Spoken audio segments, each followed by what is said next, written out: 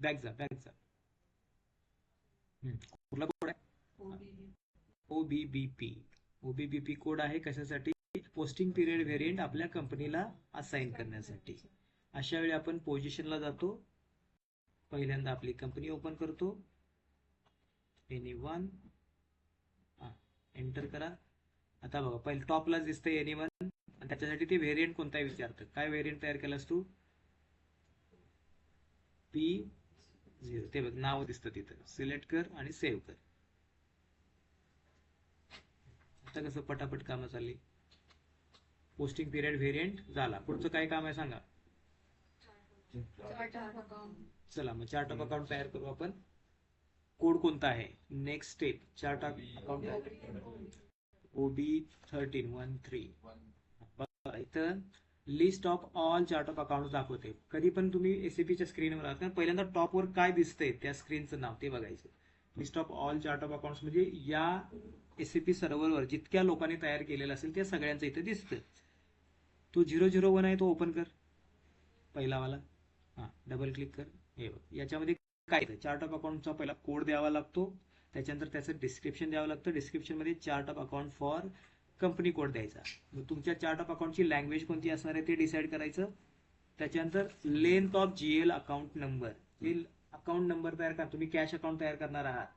त्याच्यानंतर लायबिलिटीची वेगवेगळे अकाउंट तयार करणार असाल तर त्याला सुद्धा नंबरिंग असतं इथं. तर त्याची किती लेंथ असणार आहे आपण डिसाईड करू शकतो. हे आपण 1 पासून 10 पर्यंत कोणतीही लेंथ देता येते. इथे त्यानं 5 दिली आहे. आपण देऊ 7 किंवा पाहिजे तर 5च देऊया म्हणजे तुमचं पण हे नको. काय ते कॅश अकाउंट तयार करताना कॅश अकाउंटचा एक नंबर द्यावा लागतो. तो नंबर किती डिजिटचा असणार आहे ते डिसाईड करते ते लेंथ त्याची. त्याच्या खाली दिसतंय consolidation group chart of account. इथं आपल्याला आता काही करायचं नाही. हे कशासाठी असतं? जी मेन कंपनी असते तुमची 6 डिजिट वाली ते कन्सॉलिडेशन साठी असतं पण ते आता आपण करणार नाही.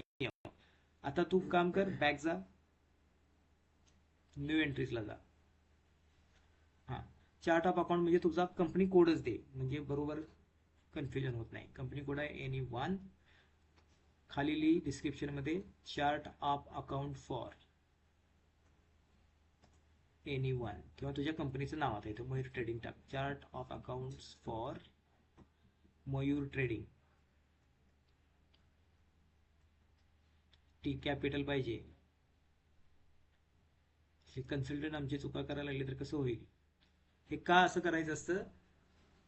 कंपनी तुम्ही ऍज अ कन्सल्टंट जे सेटिंग लावलेलं असतं तेच त्यांच्या ज्यावेळी ते इनव्हॉइसेस प्रिंट करतात ना त्यावेळी असल्या चुका येतात तिथे. खाली लँग्वेज कुठल्या लँग्वेज मध्ये असायला पाहिजे? आंग्ल भाषा. मराठीमध्ये इंग्लिशला आंग्ल म्हणतात. लेंथ ऑफ जीएल 5 ली.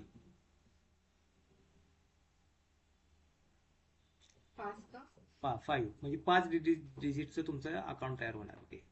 म्हणजे समजा तुला तयार करायचं असेल असेटचं अकाउंट तर 1000 5 डिजिट झाले की ते कॅश अकाउंट. पुढचं बँक अकाउंट 10001. त्याच्यामध्ये प्रत्येक ठिकाणी 5 डिजिट असायला पाहिजेत असं आपण डिफाईन करतोय. एवढं नको 3 ठेव 3. कंटाळा करायची सवय लागलेली आहे. ते कन्फ्युजन नको बर सेव्ह. सुपर झालं. पुढची स्टेप काय असणार? चार्ट ऑफ अकाउंट असाइन करायचं आहे.